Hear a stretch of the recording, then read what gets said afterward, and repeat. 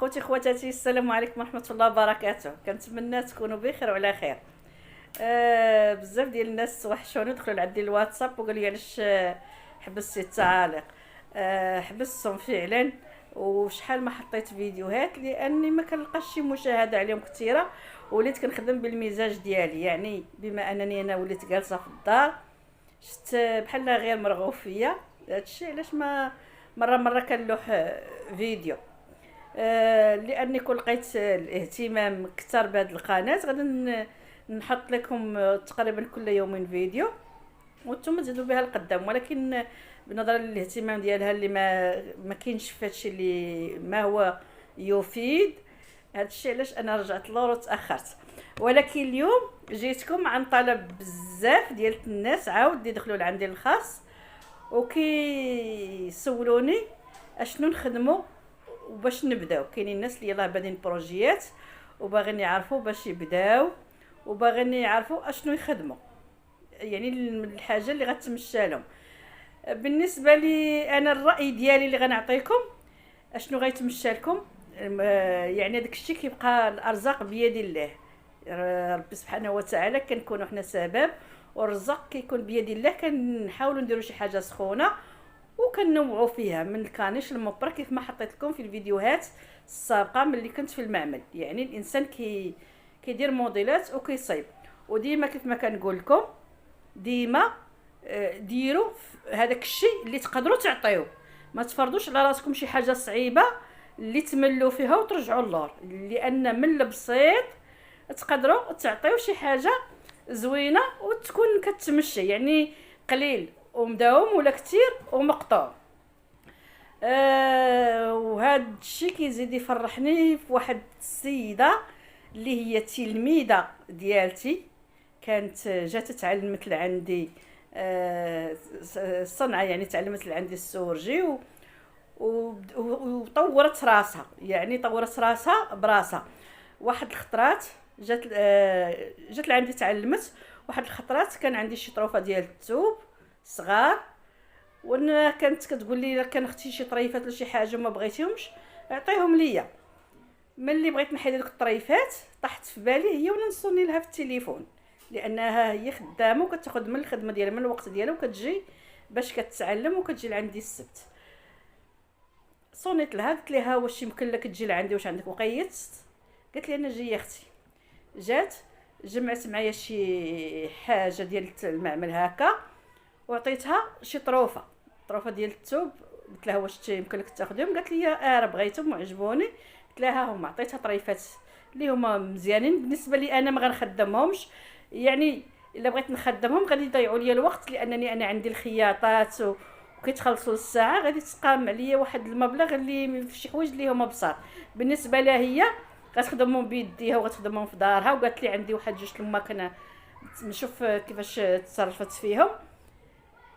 قالت لي عندي جوج الماكن، يعني هي تقدر تخدم بيدها ماشي مشكل، يعني هذاك الثمن اللي جاها اللي قسم الله راه مرحبا. عطيت لك الطريفات وهي تشوفني كنلوح شي طريفات صغيورين اللي انا استحييت نعطيهم ليها. بصراحه استحييت نعطيها هذوك الطريفات اللي هما صغيورين، ما شديتهم رميتهم في داك الشيء ديال اللي غادي نرمي مع الزبل، حيت كنعزل الديجي وكنرج نعزل الزبل. وبالنسبه لذوك الطروفه كيجيب لي الكليان ملي كان جاب لي الخدمه مفصله كيعطيني شي طرف كنفصل منه، كيبقاو منه طريفات صغار اللي ما كيصلحوش ليه هو هذاك السيد اللي غنعاود نرجعهم له. الكليان ديالي ما غيصلحش له ديك الطريفات الصغيورين، صافي ما كيسولنيش عليهم كنحيدهم. حتى انا ما كنخدمهمش بزاف، لان الا خصني خدمتهم خاصني نخدمهم بيديا اولا نجيب بنات اللي كيتعلموا نوظفهم في هاد المسائل. وانا عندي الماكن غير قلال، يعني كتشط لي ماكينه ولا جوج كنزيدها لتعلمة البنات، يعني ما عنديش الوقت باش غادي نصايب داك الشيء. هزيت هذيك الطروفه عطيتهم لها، وقالت لي اختي واش يمكن لي ناخذ من هذا الشيء اللي لحتي في الزبل ناخذ؟ قلت لها لا بغيتيه انا استحييت باش نعطيه لك خذي ماشي مشكل. قالت لي انا عاجبني. حلت عاود الخنشه وساستها وجمعت لك الطريفات اللي خصها. هما الطروفه ولكن مجموعين بحال دابا شي جياب كانوا عندي ولا شي حاجه كانت فاصله بالزيت، صافي مجموعه يعني كنتسموها الزبل راه اصلا، حيت حنا ما عندناش داكشي ديال الماكله ديال البنات وداكشي ديال دانون والتخربق، داكشي كله كيتجمع في واحد لابوبيل اخرى وكيمشي في نهارو، يعني ما كيبقاش. وهادشي اللي كيبقى ديال التقطاع ديال الفصاله، داكشي ديال الجناب وداكشي اللي ما ليقش كنجمعو كنحسبو انا زعما على اساس غادي يمشي صافي نرميه في لابوبيل. وكاين عاود هذاك الطروفه اللي كيكونوا مزيونين كنعطي منهم للبنات، كنقدر نحتاجهم بغيت نمسح لا ماشين، بغيت نمسح شي طبالي، بغيت نمسح شي حاجه كنحتاجهم. ولكن ملي تجمع لي داك الشيء بزاف، وهاد السيده قالت لي الا كان عندك، وشفت يعني دايزين فيها، يعني عطيتها زعما تستحقهم، عيط لها ما تحاسبش معاك، قلت لها صافي ماشي مشكل خذيهم. فرحات بهم الصراحه، فرحات بهم. ويعني والخلاص ديالي اللي كون بعتهم مثلا، كون بعتهم ما غنتخلصش فيهم قد هاد الخلاص اللي خلصتني هي هاد السيده هادي. يعني كنت بعتهم وخديت الثمن ديال ديك الطروفه، غادي نشد ديك الفلوس وغادي نكون صرافتهم في ديك الساعات، وما غاديش ناخذ قد هاد الخلاص اللي عطاتني هاد السيده اللي باقا كنتخلص عليه دابا. هاد السيده ملي مشات فرحانه، خدات تريبورتور، دات ديك السلعه اللي الطروفه داك الشيء جمعتهم لها في الخايش، داتهم مشات وظفتهم في مسائل اللي هي بسيطه ولكن زوينه، زوينه بزاف. انا عجبتني وفرحتني ملي كتصايب الحاجه كتصور لي فيديو كتقول لي انت اختي شوفي اشنو صايبت دوك الطريفات، وكتبقى كتدعي معايا. هذا هو الخلاص ديالي، يعني كتبقى تدعي من القلب ديالها، ماشي دعاء سطحي، يعني كتحسي بالدعاء ديالها خارج من القلب. وهذا هو الخلاص ديالي، وانا فرحانه بها واحد الفرحه ما كتصورش، لانها خرجت تلميذه من عندي وابتكرت شي حوايج اللي هما بساط، وقالت لي، قلت لها واش كتبيعي هادشي ولا غير كتخسري الضوء والخيط وكتخدميهم وانت خدامه على برا وكتعاود تجي وكترجعي تخدميهم؟ واش عا كتخدمي وكتحطي ولا زعما دبري منهم على شي طريف ديال الخبز زعما ترزقي منهم خالي كان؟ قالت لي لا اختي راني كنبيعهم، يعني كتستفضل منهم. هذا هو اللي زاد فرحني اكثر. وقلت لها انا فخوره بيك، وهذا الشيء اللي كديري كاينين بزاف ديال الناس اللي كيقترحوا عليا اشنو نخدموا، اشنو اختي حنا يلاه بادين باش نبداو اشنو نديروا. فلهذا كنقول للناس اللي بعاد اولا اللي حداهم الاسواق يمشيو يشريو طروفه ديال الثوب، وغلاو يكونوا غير رخاص، طريفات صغار ويبتكر من لا شيء. وهي هاد السيده سجلت لي فيديوات وغادي نحطهم لكم في هذا الفيديو، وغادي تشوفوا اشنو صيبت هاد السيده بهذيك المسائل اللي بساط اللي هما شي حوايج زوينين وفرحتني. يعني الانسان اللي بغى يبدا من لا شيء، من والو، ماشي انت نشري الثوب وانت نكلف على راسي وهذا ونصيب ونبيع ولا ما نبيعش ويجيني الملل ونرجع نحبس وما نخدمش. هذا هو اللي كنبغي نقول لكم، ديما خدموا بالحاجه اللي تكون سهله وتكون في المتناول ديالكم، ما تمشوش لشي حاجه اللي صعيبه اللي تقدروا تملوا ويجيكم الاحباط. باش ما نطولش عليكم، هاد السيده فرحانه براسها باش نحطها معايا في القناه ديالتي، وصورت لي فيديوهات باش تشوفوهم حتى نتوما وتحفزوا. انا كنهضر على الناس المبتدئين، كاين اللي غادي يجي هادشي تافه، ولكن انا كنهضر على الناس المبتدئين. وانا شخصيا عجبوني بزاف بزاف بزاف، وكنقول لها اختي ربيعه انا فخوره بك، انا فرحانه بهاد السيده لانها من شي حوايج بساط كنشوف الافكار اللي طاحوا لها في بالها، يعني الفكره اللي طاحت لها في بالها زوينه بزاف، وكنبغي كاع الناس تجيو بحال هادشي ديال الافكار، ومن شويه كيولي بزاف. انا غنخليكم مع الفيديوهات ديالها، الفيديوهات ديالها نعاود نكررها حتى ما نطقتهاش مزيان، تبعوها. وهي قالت لي واش بغيتي تخلي الصوت ديالي خليه، بغيتي تحيدي الصوت ديالي وديري الصوت ديالك، ولكن انا كنفضل نخلي كلشي على طبيعته، ولو غيجيكم تصوير بتليفونها او لا هذا شويه ما هذا. المهم نتوما شوفوا الفكره وشوفوا من حاجه بسيطه وطريفات صغار اشنو خرجت منهم هاد السيده. تبعوا معايا الفيديو حتى الاخر، وكنقول لكم دابا بسلام عليكم حتى الفيديو الجاي ان شاء الله. الفيديوهات اللي كيعجبوني كنفرح نحطهم في القناه ديالتي، واللي كان يعني استافد من الكلام اللي كنقول له واستافد من النصائح اللي كنعطيه، ما فيها باس يطلع بالراي ديالو ويدير لي فيديو ونحطوا له على القناه ديالي اللي استفد منه واحد اخر، لانه كيكون في امس الحاجه اليه. يلا تبعوا معايا الفيديوهات والسلام عليكم. انت اختي حكيمه شي ظروف اللي كنخدم بهم ها هادو كنت جمعتهم من واحد الخنشه، قلتي لي حكا هذاك راه زبل. شتي هادو كنديرهم بقاشر ديال الدراري الصغار. هذا هم مزيره هاد المحليتاش مزيان.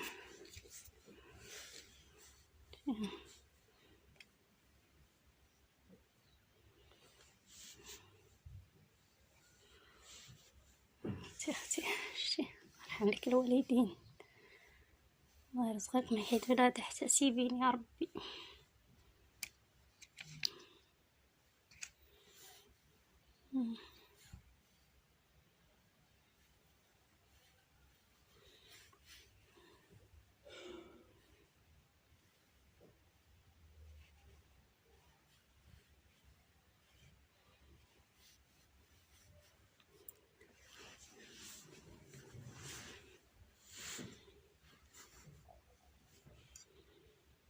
هادو صغيورين هاد الكبار، المهم هادشي كله وجد صوته من هادوك الظروف هادوك اللي شفتي دابا.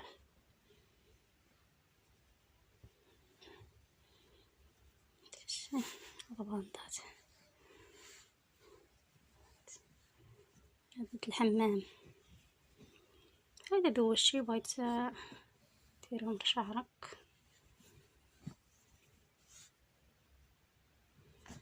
ايوا شكرا اختي، الله يحفظك الله يحفظك. باقي عندي دابا ندير واحد الفيديو كندير دوك كيلوطة العيالات، دابا نصور نكملهم، راه خدامه فيهم ونصور لك واحد الفيديو. انت اختي قلتي لي على القناه ديري صوتي ولا ديري صوتك ماشي مشكل، انا ثنياني يرحم لك الوالدين. هذا هو القباري ديال الصغار بقاشر، واللي قاعد حكا دابا راه خدامه فيهم سير نكملهم، حيت كنلاقي بالبيكوز ونعاود ندوز بالسورج باش ما تهربش ديك المهبط. وهذا الكبار تقاشر الكبار والليات ديال الدراري. هادشي اللي عطا الله، وشكرا شكرا بزاف بزاف اختي، الله يحفظك انت اختي. انا لابسه انت اختي حاكمه شاك الطرف هادو اللي كندير بهم البانطات، وهادو كندير بهم تقاشر ديال الدراري الصغار، وهادو الكبار كندير بهم الليقات وتقاشر. دابا الليقات مبقاوش عندي، كانت واحد السيده جداتهم كنت غنعطيهم داكشي اللي بقى جات عطيتو ليه كتبيع. ونتمنى ما نكونش كنزرب.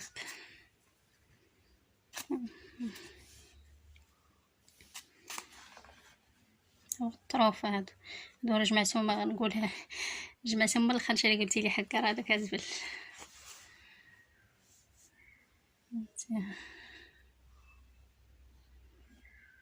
هادو البنيات البنيتات الصغار.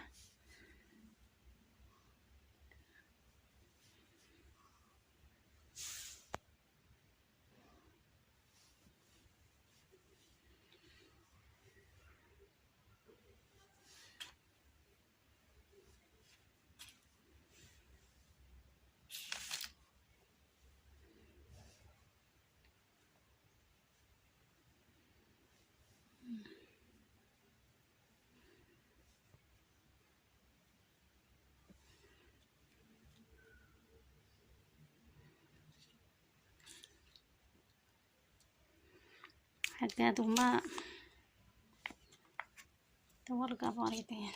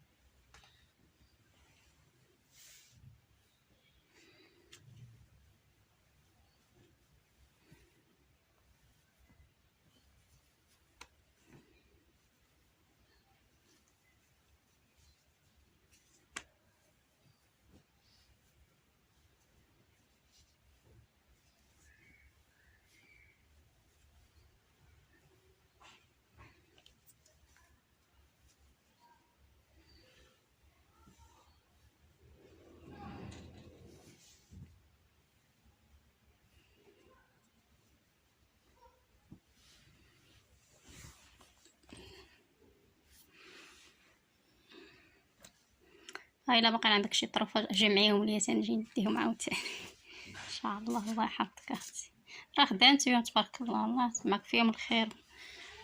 يا والله ادعي معايا، الله يسهل عليا، والله يسهل على جميع المسلمين يا ربي.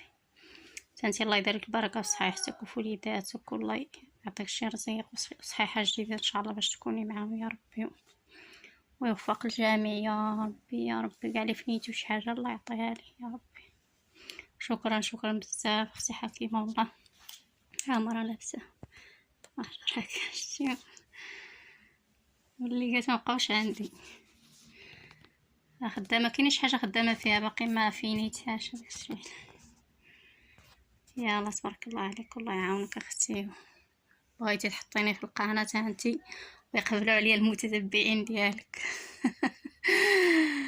يلا اختي شكرا شكرا بزاف. ديري صوتي، بغيتي تحيدي صوتي وديري صوتك ماشي مشكل، بحال اختي. الله يحفظك اختي حكيمه، الله يخليك صحيحتك والله يحفظك.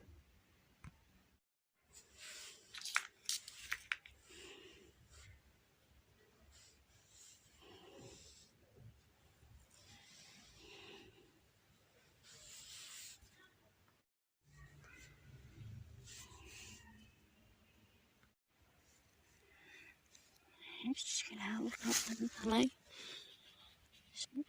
واش حيشلبش بارز نجري راسك عليا اللي الولاية يفلش وجعان ما مثلا يا ربي لو كان حاضر خلاص ما حمش ما كثير طار هو السهل وصل الصوت هو صعب وثل ايش يمشي شراب كثير طار ولا هي وش بيكين جناك راح شي واصل ما كان سينا جناك ما يحاول قلب أنا واصل مش في الطرف متوسط حوالي متوسط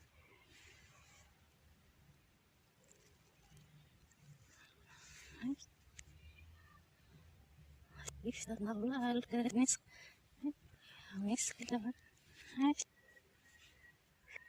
نفتح نوبايك بوصنا وشري بثنك ما والله راح بايب لك نك ولا سنترش سأغش انت جحد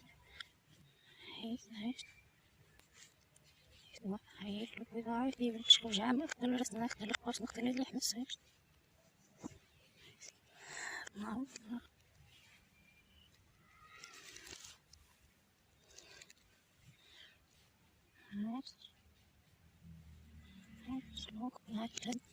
هاي كيف النهج هذا هاي هذا ماجيك